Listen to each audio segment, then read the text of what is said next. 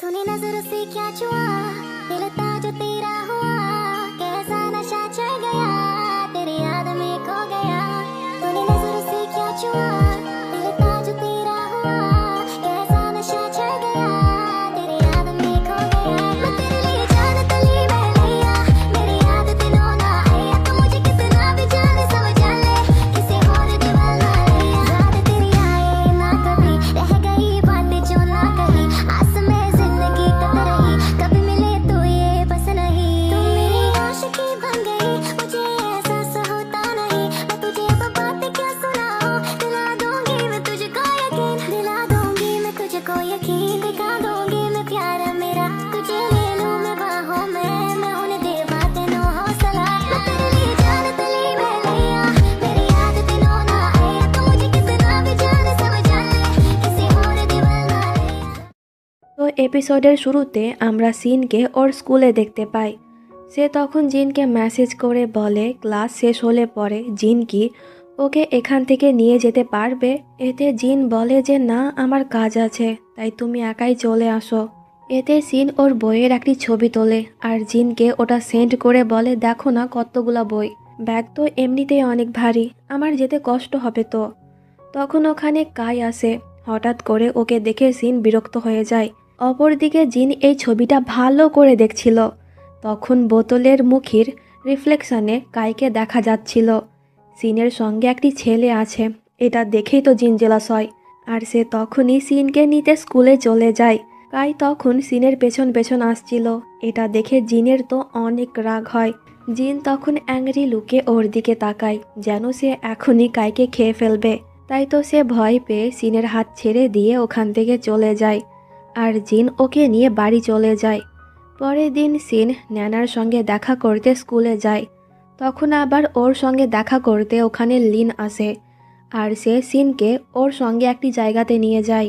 Lin তখন বলে তোমার সঙ্গে আমার কোনো শত্রুতা নেই, কিন্তু আমি তোমাকে কিছু কথা বলতে চাই। প্রথম যখন আমি জিনকে দেখেছিলাম তখনই ওর উপরে ক্রাশ খেয়েছিলাম। জিন তখন মনোযোগ দিয়ে আমার বাবার গ্যারেজে কাজ করছিল আর ওকে দেখতে অনেক বেশি অ্যাট্রাকটিভ লাগছিল। ওই দিনের পর থেকে আমি রোজ গ্যারেজ যেতাম কেবলমাত্র জিনকে দেখার জন্য, এমনকি ওর জন্য কফিও নিয়ে যেতাম। কিন্তু জিন কোনো দিনও আমার দিকে তাকায়নি, কিন্তু এতেও আমার কোনো যায় আসতো না। আমি প্রত্যেক দিন নির্লজ্জের মতন ওকেই দেখতে আসতাম। তখন জিনের ছোট বোন অনেক বেশি অসুস্থ ছিল আর টাকার জন্য সে ওভারটাইম কাজ করত, কিন্তু সে ঠিক মতন কাজে মন দিতে পারতো না। একটি গাড়ি সে ঠিক মতন রিপেয়ার করতে পারে না, তাই তো ওই গাড়ির মালিকের অ্যাক্সিডেন্ট হয় আর সে জিনের উপরে কেস করে। তখন আমি জিনের সাহায্য করার জন্য আমার সব থেকে পছন্দের গাড়িও বিক্রি করে দিই, যাতে জিন এই টাকার মাধ্যমে ওই কেস থেকে বেরিয়ে আসতে পারে। কিন্তু সে আমার টাকা নেয়নি। এরপর থেকে ওর জীবন পুরোপুরিভাবে চেঞ্জ হয়ে যায়। সে স্কুলের ফাইনাল এক্সাম দিতে পারে না। এরপর থেকে জিন দিন রাত আমাদের গ্যারেজেই কাজ করত। আর একদিন ও জানতে পারে যে সে ঠিক মতনই ওই গাড়ি রিপেয়ার করেছিল, কিন্তু গ্যারেজেরই একজন লোক গাড়ির নতুন পার্ট বার করে ওর জায়গায় পুরনো একটি পার্ট লাগিয়ে দিয়েছিল, তাই তো অ্যাক্সিডেন্ট হয়েছিল। এই সব কথা লিনের বাবা জানতো, কিন্তু গ্যারেজের নাম বদনাম হবে তাই সে কিছুই বলেনি, সব দোষ জিনের উপর দিয়ে দিয়েছিল।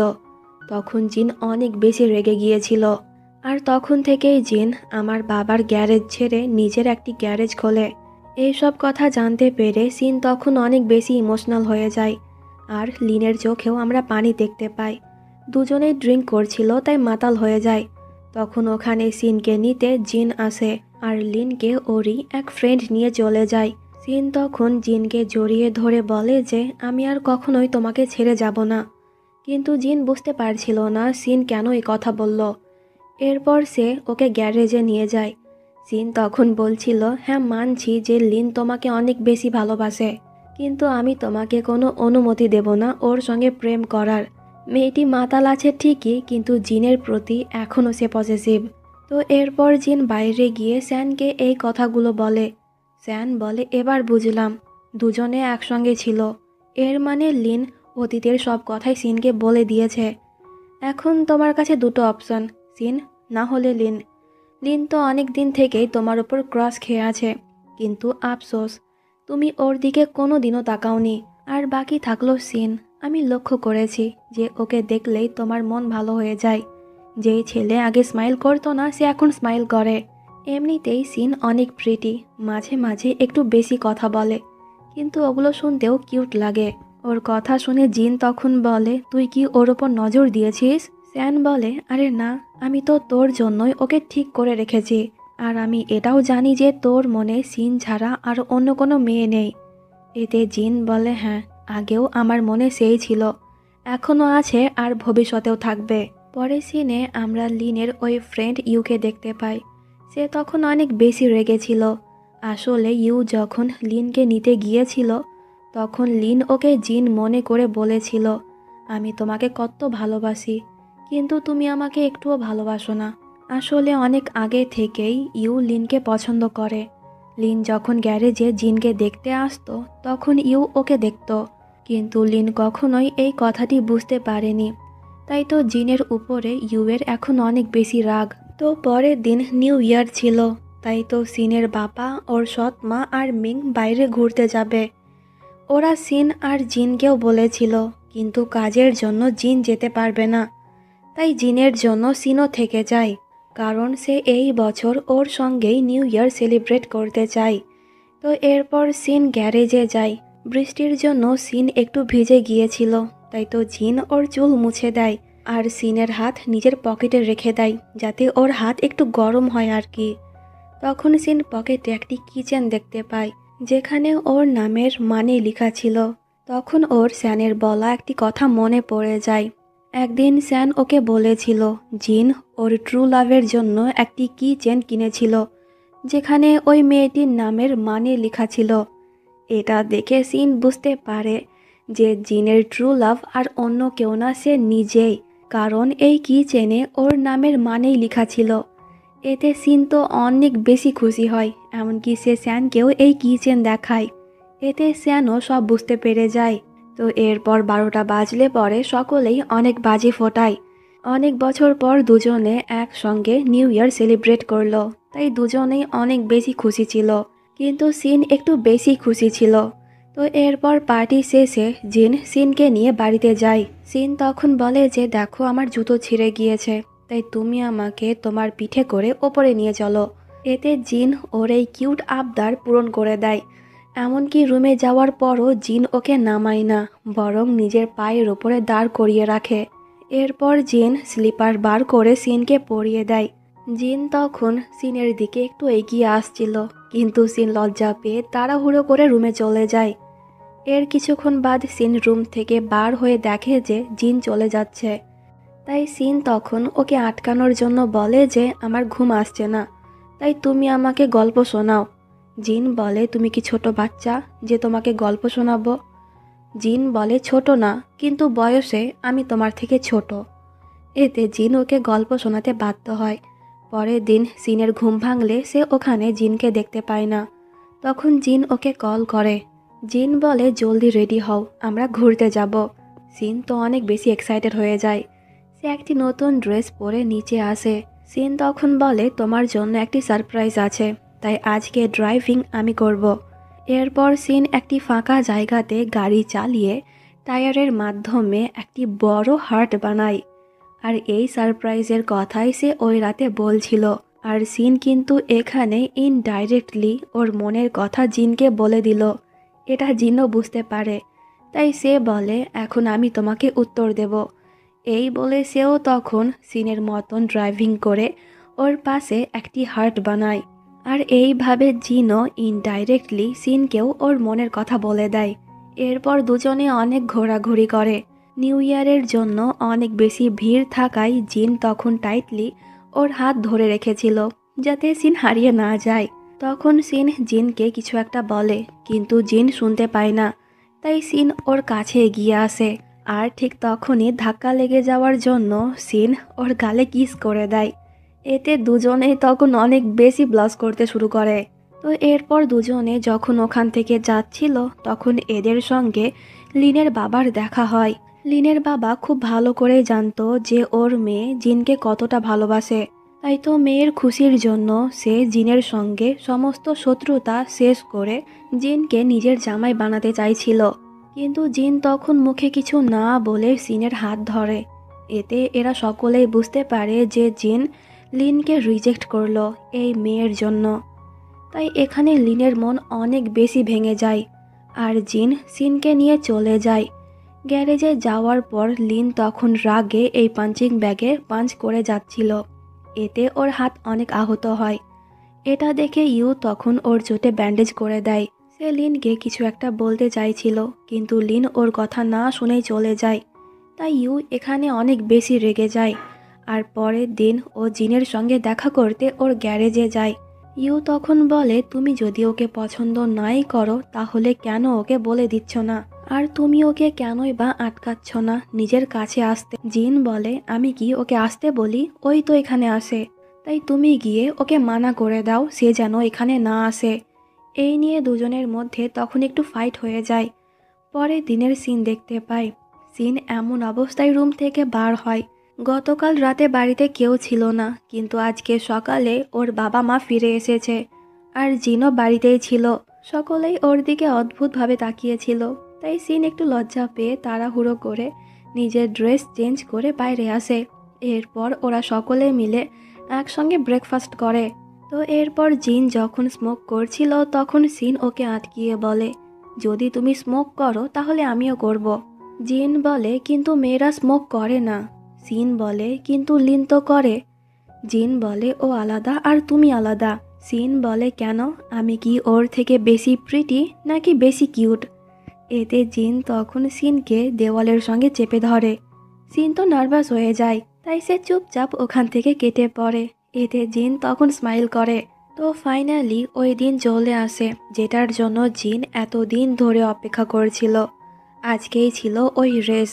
আর এটা দেখতে তখন ওয়াংও এসেছিল। আর এখানে কিন্তু ওয়াংয়ের ওই বন্ধু চ্যানও পার্টিসিপেট করেছিল। ওরও ড্রাইভিং স্কিল অনেক ভালো, কিন্তু জিনের সামনে সে বেশিক্ষণ টিকতে পারে না।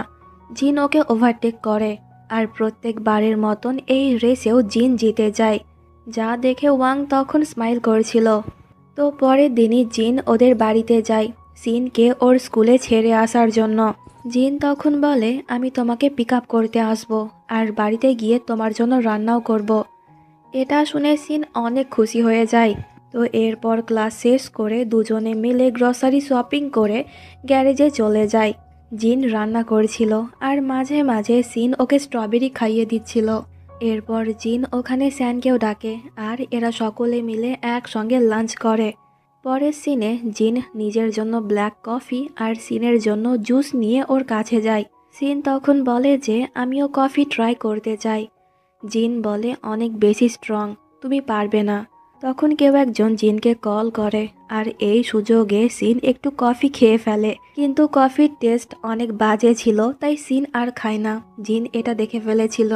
এরপর সে একটু মুচকি হেসে কফি খেতে শুরু করে। আসলে এখানে ইনডাইরেক্টভাবে ওদের কিস হলো আর এটার জন্যই জিন স্মাইল করছিল। রাতের বেলায় এরা সকলে মিলে পার্টি করে আর সিন এখানে অনেক বেশি ড্রিঙ্ক করে ফেলে। জিনকে কেউ কল করে তাই সে একটু সাইডে চলে যায়। সিন ওর পেছন পেছন যায়। জিন বলে, তুমি তো অনেক বেশি ড্রিঙ্ক করে ফেলেছ। সিন তখন বলে যে আমি থাই ল্যাঙ্গুয়েজ শিখে নিয়েছি, এখন তুমি বলো আমি কোন স্কুলে অ্যাডমিশন নেব। জিন বলে, আমাকে জিজ্ঞাসা না করে নিজের মাকে জিজ্ঞাসা করো। সিন বলে, মাকে প্রশ্ন করলেই মা আমাকে লন্ডন নিয়ে চলে যাবে, কিন্তু আমি যাব না, তো আমি তোমার সঙ্গে এখানেই থাকবো। এই বলে সিন তখন জিনকে কিস করে দেয়। এতে জিনের হার্টবিট অনেক বেশি ফাস্ট হয়ে যায়, কিন্তু এরপর জিনও ওকে কিস করতে শুরু করে। তখন স্যান ওদেরকে আওয়াজ দেয়, তাই দুজনেই ভেতরে চলে যায় আর ওরা দুজনেই তখন অনেক বেশি ব্লাশ করছিল।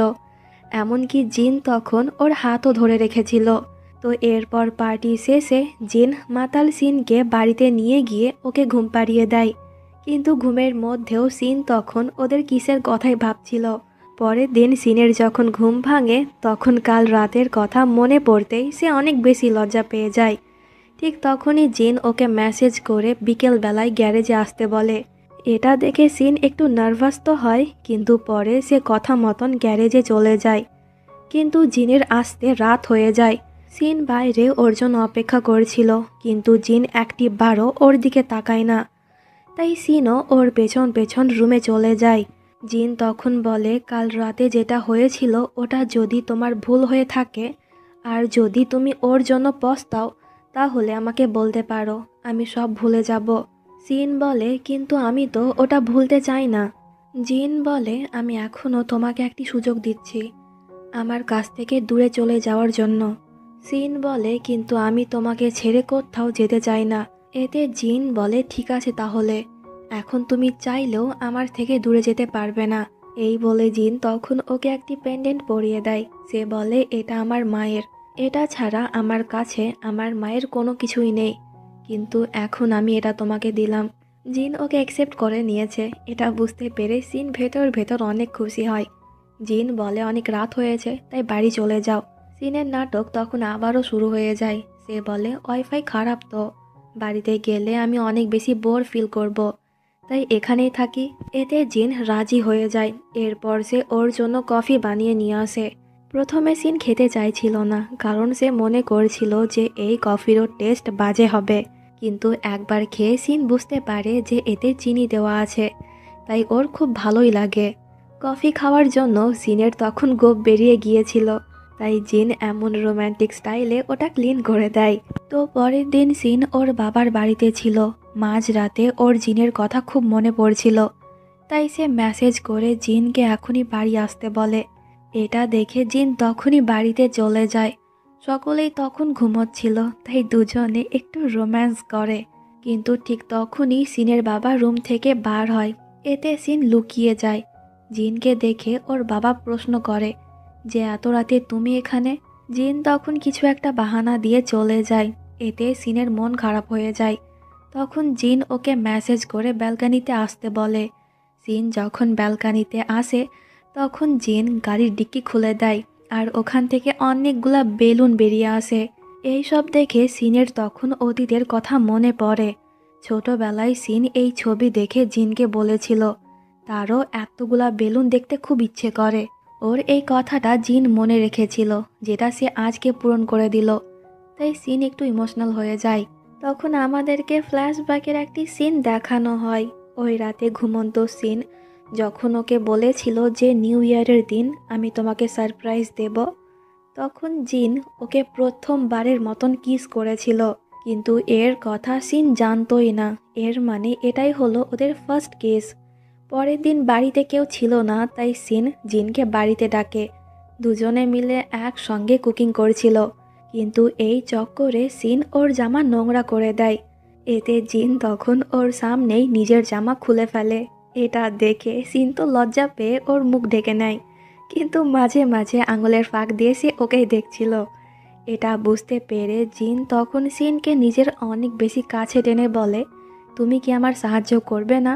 সিনটা খুব রোমান্টিক। দুজনের মধ্যে যখনই কিছু একটা হতে যাবে ঠিক তখনই বাড়িতে সকলেই চলে আসে।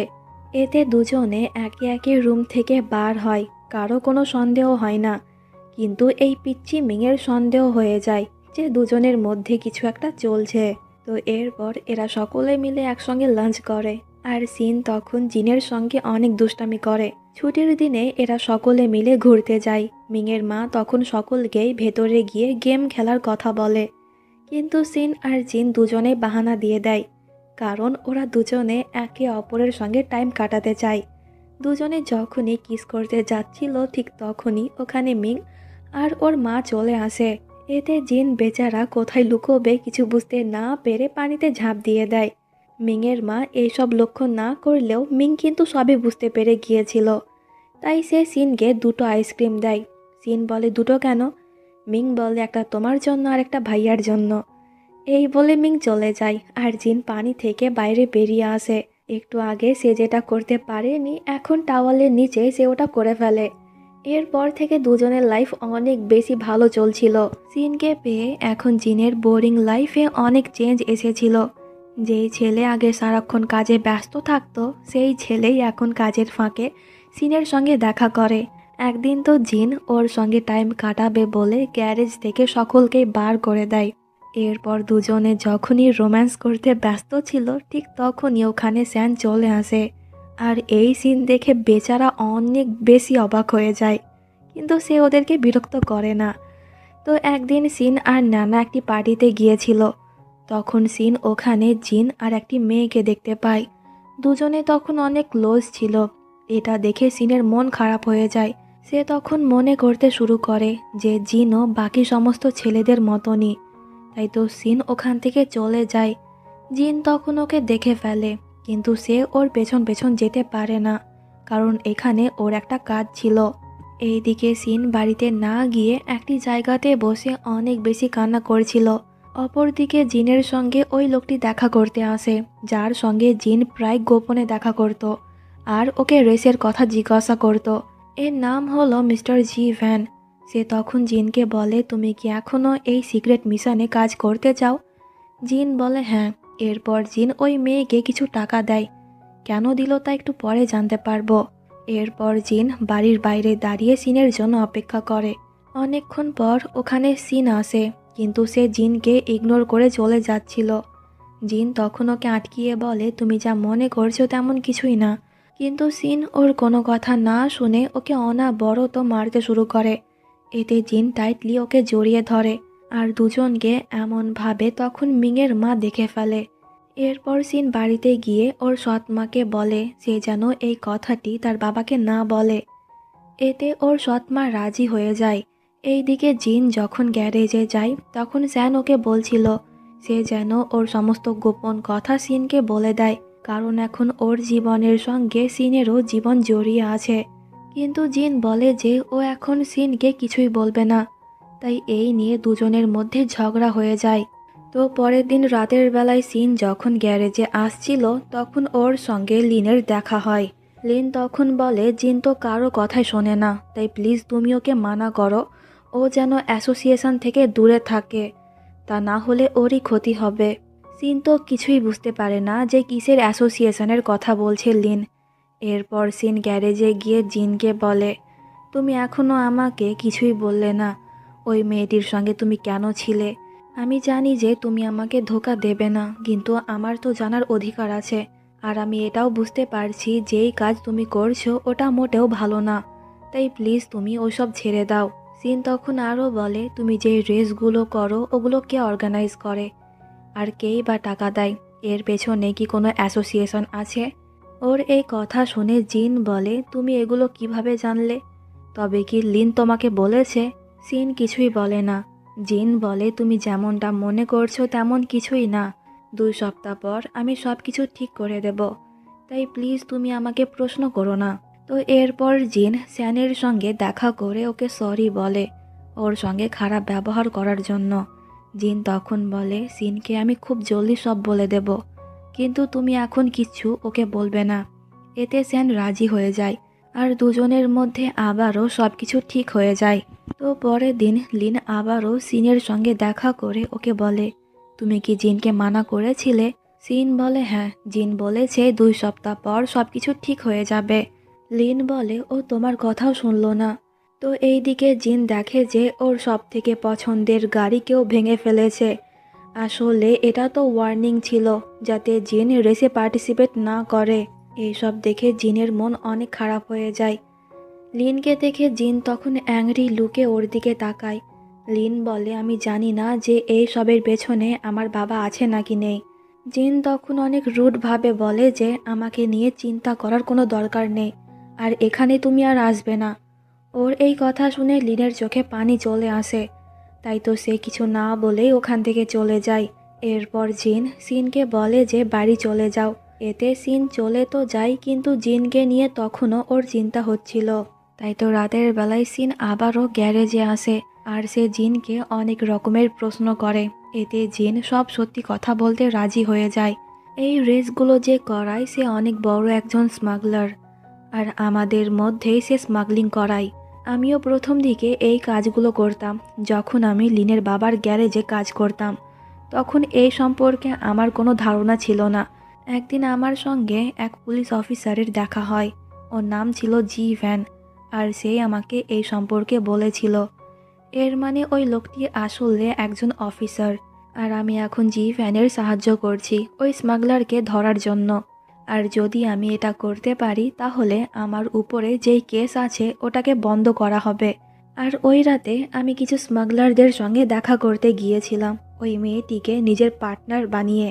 ওর সঙ্গে আমার কোনো সম্পর্ক নেই, কিন্তু এখন সব থেকে বড় প্রবলেম হলো যে আমি কিভাবে রেসে পার্টিসিপেট করব। আর রেসে পার্টিসিপেট না করলে পরে আমি ওই অ্যাসোসিয়েশনের মালিকের কথা জানতে পারবো না। সব কিছু জানতে পেরে সিন একটু রিল্যাক্স হয়। জিন তবে খারাপ কোনো কাজ করছে না, সে ভালো কাজই করছে। তাই তো সে তখন বলে, আমার ফ্রেন্ডের বাবার একটি বড় গ্যারেজ আছে, আর ওখানে তুমি গাড়ির সমস্ত নতুন পার্টস পেয়ে যাবে।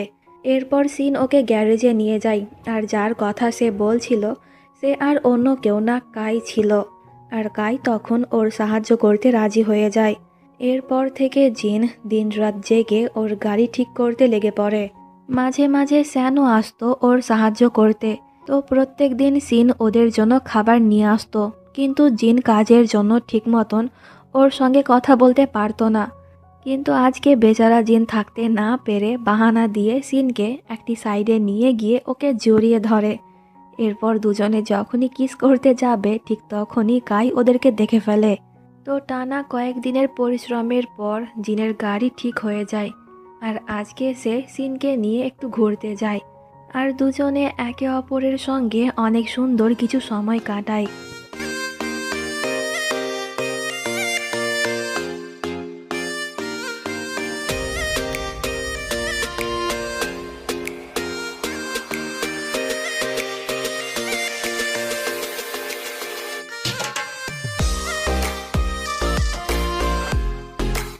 তো কালকেই হবে ওই রেস, তাই তো জিন অনেক বেশি চিন্তিত ছিল।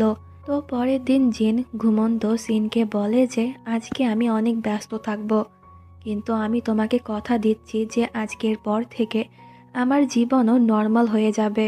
এই বলে জিন যখন গ্যারেজ থেকে বার হচ্ছিল তখন ওর সঙ্গে ওয়াংয়ের দেখা হয়। ওয়াং জিনকে একটি সেফটি কিট দেয়, যদি গাড়ির কোনো প্রবলেম হয় তাহলে জিন খুব সহজে তা সমাধান করতে পারবে। কিন্তু জিন এটা অ্যাকসেপ্ট করছিল না, বাট ওয়াং জোর করে ওকে দিয়ে দেয়।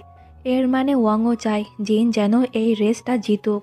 তো ঘুম থেকে ওঠার পর সিন যখন জিনকে দেখতে পায় না তখন সে ওকে কল করে, আর জিন বলে আজকেই ওই রেস, তাই আমি বেরিয়ে পড়েছি, আমাকে নিয়ে চিন্তা করো না, সব কিছু ঠিক হয়ে যাবে। কিন্তু তবুও সিন ওকে নিয়ে চিন্তা করছিল। পুরো দিন সে জিনের জন্য অপেক্ষা করে, আর রাতের বেলায় ওর সঙ্গে স্যান দেখা করতে আসে। তখন একটি গাড়ির আওয়াজ আসে। সিন মনে করে যে জিন আসছে, তাই সে দৌড়ে বাইরে যায়। কিন্তু ওখানে তখন চ্যান এসেছিল। চ্যান তখন বলে যে জিন একাই না, আমিও জি ভ্যানের সঙ্গে কাজ করি। আর মাত্রই আমি জানতে পারলাম যে লিনের বাবা জিনের ক্ষতি করার জন্য ওকে ভুল ম্যাপ দিয়েছে। আমি ওকে আটকানোর জন্য কল করছি, কিন্তু জিন ফোন রিসিভ করছে না, তাই তুমিও চলো, তুমি ওকে আটকাবে। এটা শুনে সিন তো অনেক বেশি ঘাবড়ে যায়। এরপর ওরা তিনজনে মিলে ওই জায়গাতে চলে যায় যেখান থেকে রেস শুরু হবে। কিন্তু এখানে কোনো আউটসাইডার অ্যালাউ ছিল না, আর এই রেসে কোনো না কোনোভাবে লিনও জড়িত ছিল। তাই সিন তখন ওকে রিকোয়েস্ট করে সে যেন ওকে জিনের সঙ্গে দেখা করতে দেয়।